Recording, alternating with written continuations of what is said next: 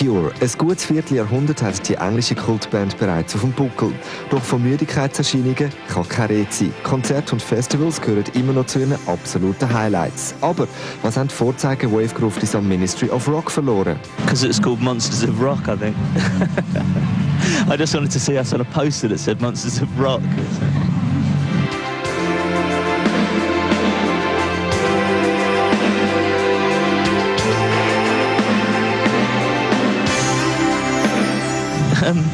I don't know. I mean, I think because the festivals that we're doing this summer are split pretty much down the middle of the festivals that we more traditionally play, the darker sort of festivals, the more sort of, you know, and we're doing a few that are more kind of traditional, like this one's a much more kind of, a bit more mainstream, so it's just the experience of doing it, really.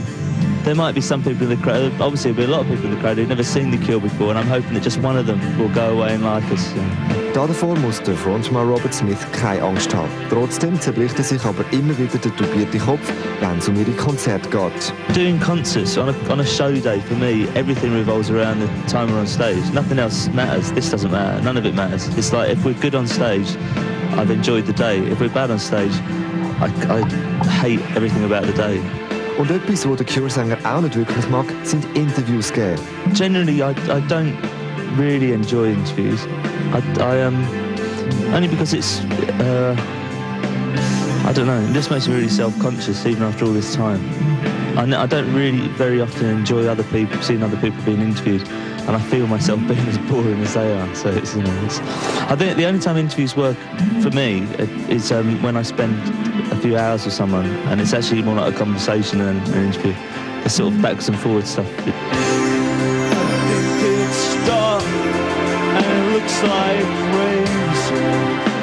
I think festivals are different. I agreed to do it because I like the idea of just being at the festival on the day and doing things that I wouldn't normally do. So. Da haben wir von Viva ja gerade noch mal Glück gehabt. Außerdem hat sich bei diesem Interview herausgestellt, dass der als introvertiert geltende Sänger in Wirklichkeit gar nicht so schüch ist. I've never tried to give the impression that I'm shy, because I think anyone that ever does that does what I do is fake. You can't be shy and do this. It's ridiculous. I know people that are genuinely shy and they can't talk. You know, it's. I think there's a difference between being shy and being quiet. I think I'm naturally a quiet person. Which again, it's strange that I do what I do and I'm quiet, but actually the side of me that gets on stage and sings is like a weird part of my personality, really.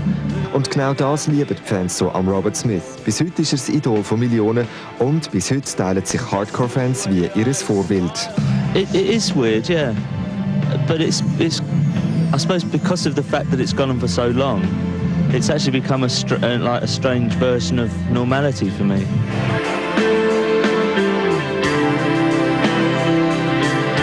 When it very first all started happening, I was at an age and probably of a disposition. I did find it quite weird, like too weird, really. I found it quite difficult to cope with. But now I just find it's very flattering. And the strangest thing is like how much younger than me everyone is that does it. And it's like. That's why I bought this to wear for the festivals. It's that when people say, well, is it? No, it's not. Geschminktes Gesicht und tupierte Haare, 25 Jahre im gleichen Look rumlaufen, ist das eher ein Willen oder ein Müssen? I think the reason why I've been able to continue on for so long doing this is that the reasons why I started doing it and how I am have pretty much stayed the same, really.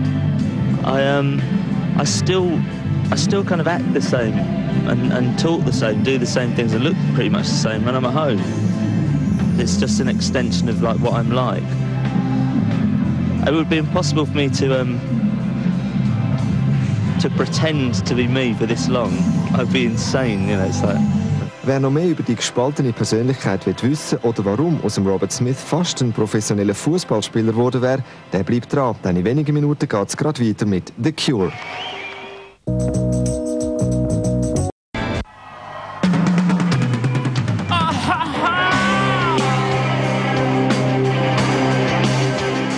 Robert Smith, der Frontmann von The Cure, ist bekannt dafür, dass er für viele eine geheimnisvolle, ja schon fast eine suspekte Person darstellt. Wie aber stuft er sich selber ein?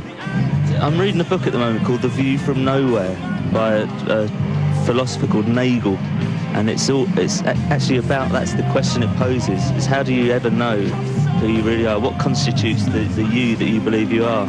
So I'm in a very awkward position at the moment because I'm questioning the actual makeup of my own personality.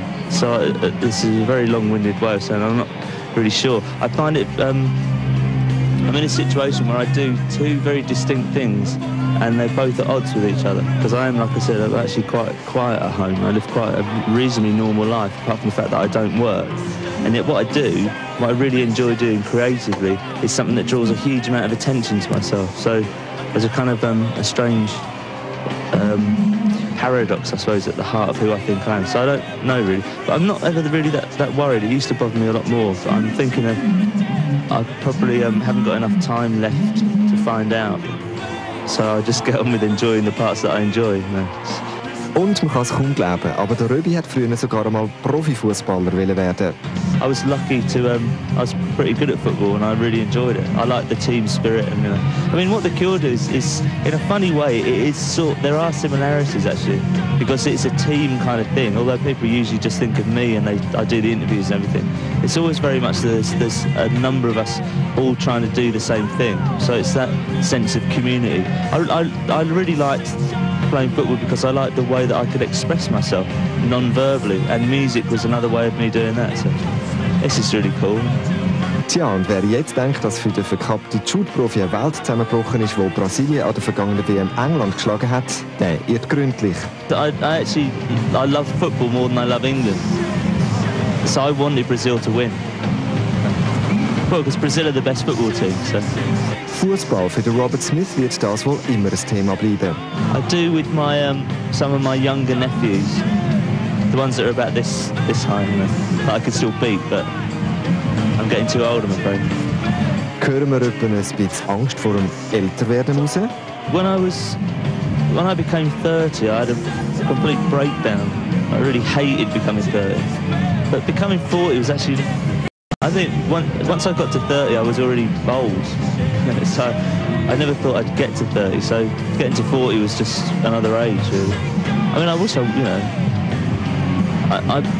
I'm becoming physically aware of getting older. Recovery times are really long, but it's, you know, I try and see the positive side of it, the balance between actually what I've experienced and what I know now against how bad I feel in the morning. It's just like, at the moment it's about kind of parity, but I'm sure as the years go by, kind of the balance tips the other way. You know, so.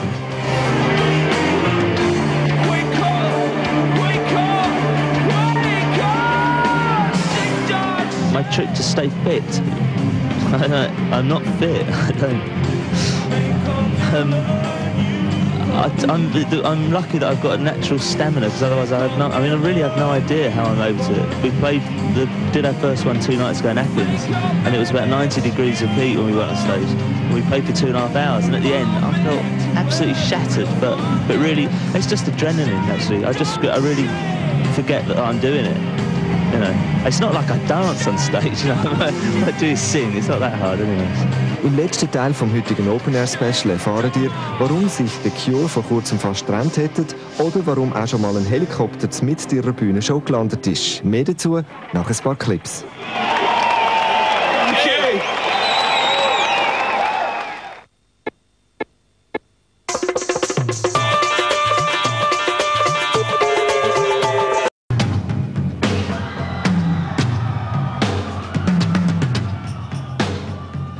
25 Jahre The Cure. Nach Veränderungen in der Bandbesetzung und unzähligen Auf- und Abs sind in der Presse bis heute Trainingsabsichten oder Solopläne vom Frontmann Robert Smith kursiert. Alles nur Gerüchte oder wahre Stories? The solo album part is true. I've done that, but that won't be released for a while because The Cure are going to do another album. We were going to stop in '97 and we did an album called Galore, which is like a singles album, and we were actually going to stop. But then I wanted to make one last album, and that turned into Blood Flowers, and I was so happy with how it turned out, it actually made me want to be in The Cure again, so it sort of backfired really. And I actually think I get more enjoyment out of this now than I ever have done in my life, so I don't really want to stop at the moment. Was genau hat der Röbi dann zum Weitermachen bewegt? I think it wasn't just one thing, it was a series of things that happened one after the other. Everything from having a lot of arguments within the band about why we were doing it. And also, most importantly for me, was me knowing why I was doing it. I'd just become one of those people that I always hated when I was young, that was just in a band. I didn't really know why I was in a band, you know. I didn't think we played very well. I thought we were just, you know, we did festivals in '97, well, in fact in '98 as well. And I thought they were, that's probably the low point of the Cure's life, really. Because we were just turning up playing festivals, and I was getting drunk, and I had no reason to do it. It was just because I wanted to be on stage. And so I sort of just had a rethink, really, about what was important, because I was 40 in 1999, and I felt it was a good time for me to think about what I should do for the next 10 years of my life, you know, so. And I ended up being quite happy about being me still. So. Außerdem, wer will schon all die tollen Erfahrungen und Anekdoten missen, die bei so einem Bandleben passieren? We played Glastonbury in, I think it was we played there 3 times. I think it was 1990, and a helicopter, someone was collapsed at the front, and a helicopter actually had to land, and we were supposed to stop playing in order for it all to happen. And I didn't understand what this person came and started saying something to me, and I had no idea what they were saying. I just couldn't hear what they were saying. And they were warning me that a helicopter was about to come down, and we were doing Shake Dog Shake, and suddenly this helicopter started to descend. That was pretty weird, because I thought I was imagining the whole thing. It's like... So Stories machen doch der Band wie auch den Fans immer wieder Freude, und zum Schluss hat uns der Robert dann auch noch versichert, dass man sich um ihn oder um The Cure keine Sorgen machen muss. But I'd never stop being in a band. That's one thing I know. I much prefer having people around me that I can talk to.